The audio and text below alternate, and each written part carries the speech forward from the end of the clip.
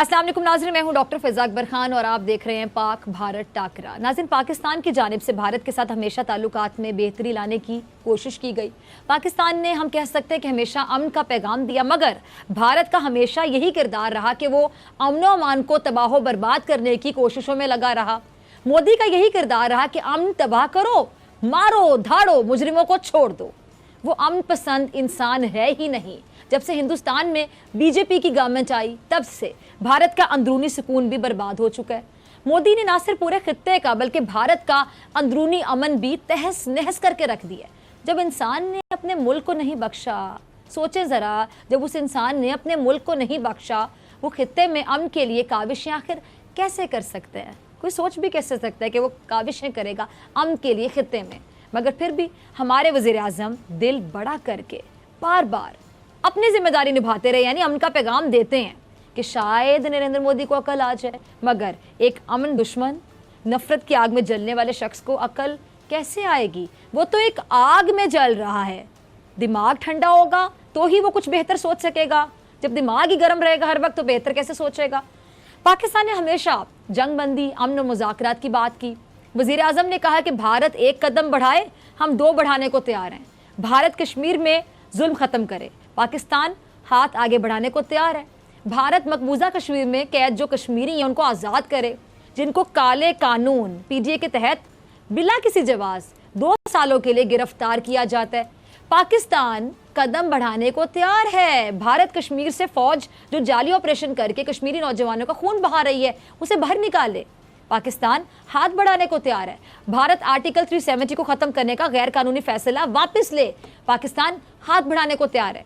पाकिस्तान ने हमेशा अमन की बात की है, पूरी दुनिया जानती है। पाकिस्तान ने हमेशा अमन की बात की है और अक़वाम मुत्तहिदा, ICJ और दीगर आलमी कवानीन की पासदारी भी की है।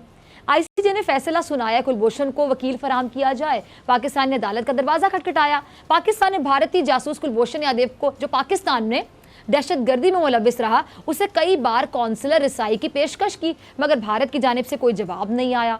पाकिस्तान ने अभिनंदन को छोड़ दिया, ना सिर्फ छोड़ा बल्कि उसे इज्जत दी और चाय भी पिलाई, मगर फिर भी भारत के रवैये में तब्दीली नहीं आई। बल्कि आज़ाद कश्मीर में भारत मुसलसल जंगबंदी की खिलाफ वर्जी करता रहा, शहरी आबादी को निशाना भी बनाता रहा और भारत अब भी यही कर रहा है। और मकबूजा कश्मीर में भारत जो खूरेजी कर रहा है, किसी से ढकी छुपी नहीं है।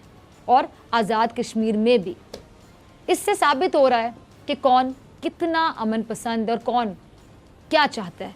मेहमानों से तारुफ करवाती हूँ। मेरे साथ मेहमान मौजूद हैं अतर काज़मी साहब, पाकिस्तान से जर्नलिस्ट हैं, वैसे लंदन में मुकीम है। बहुत शुक्रिया अतर आपका ज्वाइन करने के लिए। भारत की नुमाइंदगी करने के लिए जो भारतीय जर्नलिस्ट मेरे साथ मौजूद हैं, अरविद आपका भी बहुत शुक्रिया ज्वाइन करने के लिए। और कश्मीर की नुमाइंदगी करने के लिए अली रज़ा साहब मेरे साथ मौजूद हैं। अली साहब, बहुत शुक्रिया आपका भी ज्वाइन करने के लिए। गुफ्तगू का आगाज़ मैं अतर आपसे करना चाहूँगी। भारत की जानिब से हम देख रहे हैं कि मुसलसल आज़ाद कश्मीर में भी शहरी आबादी को निशाना बनाया जाता रहा है। इसको रोकने के लिए पाकिस्तान को अब क्या करना चाहिए आपके मुताबिक?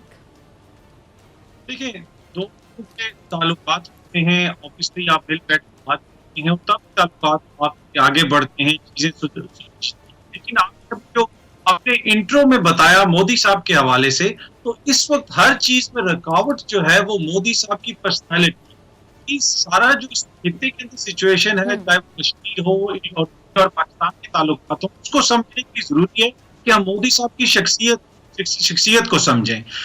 वो आप अगर उनको देखें तो वो टीवी पे बैठ कह रहे थे कि मैं जब RSS होती थी तो मैं 35 साल तक भीख मांग के लोगों के घरों से रोटी खाता रहा।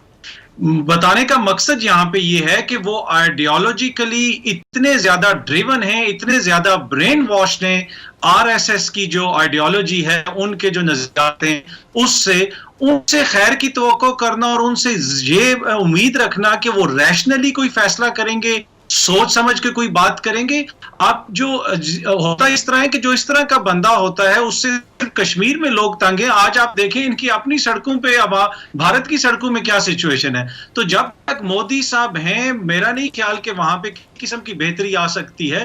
पूरी भारतीय रियासत में नहीं कहूंगा कि वो सारी रियासत ही जो है जंगी जुनून में मुब्तला है, लेकिन ये जो इस वक्त वहां पे एक एक्सट्रीमिस्ट रजीम है, इंतहा पसंद रजीम है, जब तक ये लोग वहां पे हैं, मैं नहीं समझता कि किसी किस्म की बेहतरी हो सकती है। ठीक है जी, आपको लगता है कि किसी किस्म की बेहतरी नहीं हो सकती। अरविंद, मैं आपकी तरफ आना चाहूँगी। मकबूजा कश्मीर पे आपका बाकायदा कब्जा है और बाकायदा नाइंसाफ़ी, जुल्म की दास्तानें वहाँ रकम की जाती हैं। फिर आप लोग पता नहीं क्यों कहते हैं कश्मीर हमारी शहरग है, और कश्मीर को आप कहते हैं कि जी कश्मीर को आप पता नहीं ना जाने क्या कहते हैं, अटूट अंग है हमारा।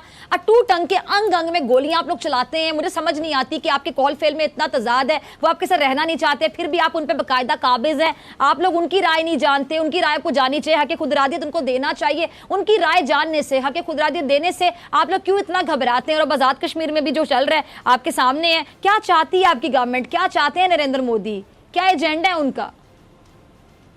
जी, सबसे पहले तो आपने मुझे प्रोग्राम में दावत दी, इसके लिए आपका बहुत बहुत शुक्रिया। मैं आपके सवाल का जवाब दूं उससे पहले मैं ये बता दूं कि मैं नहीं जानता कि आप में से कितने लोगों ने हिंदुस्तान देखा है, मगर मैंने पाकिस्तान देखा है जी। और जब मैं पाकिस्तान के लिए मैंने बताया अपने पेरेंट्स को कि लाहौर जा रहा हूं, तो वालिद साहब तो कह रहे थे ठीक है भाई चले जाओ, जैसे ज़्यादातर बाप होते हैं उनको इतनी परवाह नहीं होती।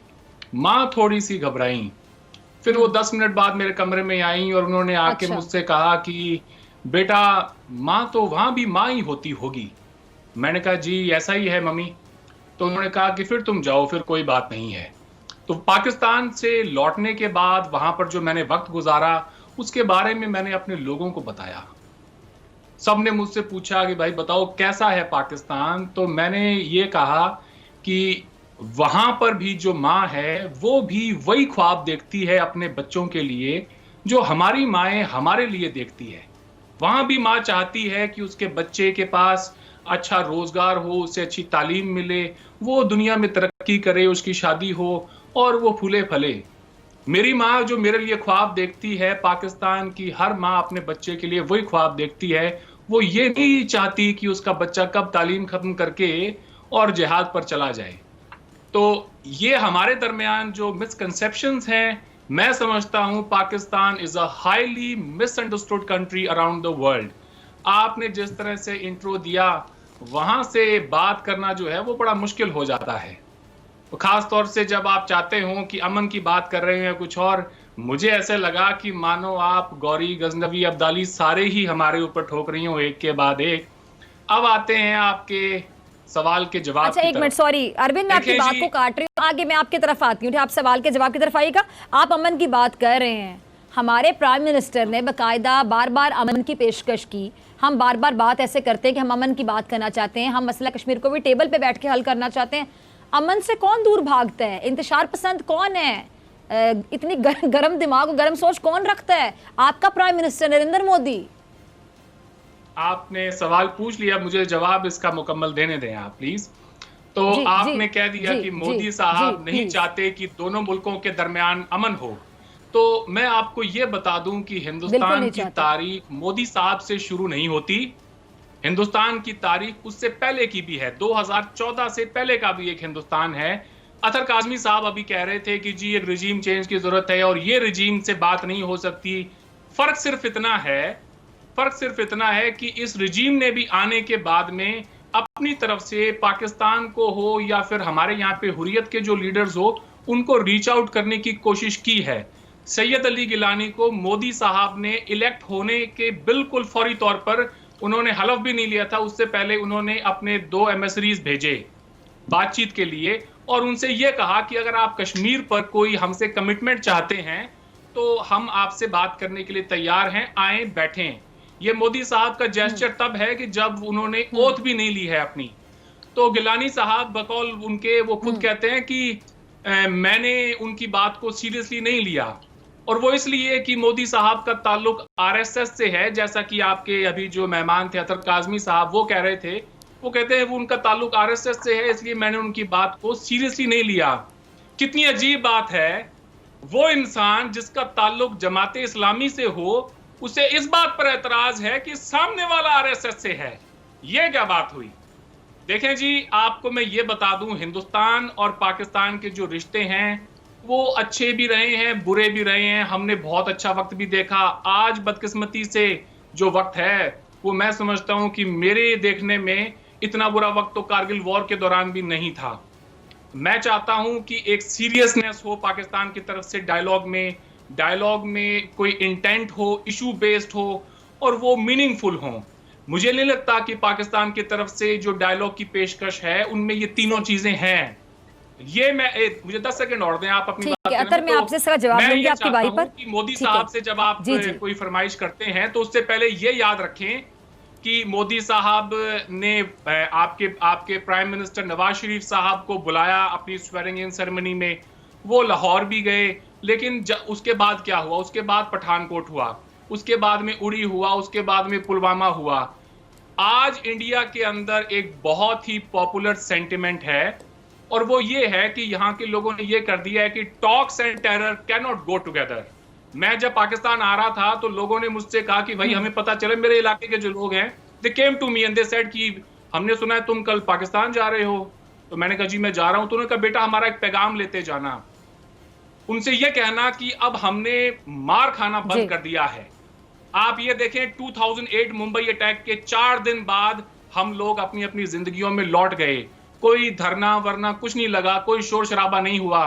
अगर आज मुंबई हुआ होता जंग के दहाने पे खड़े होते हम। ये फर्क है पहले की हुकूमतों में और मोदी साहब में। अच्छा जी।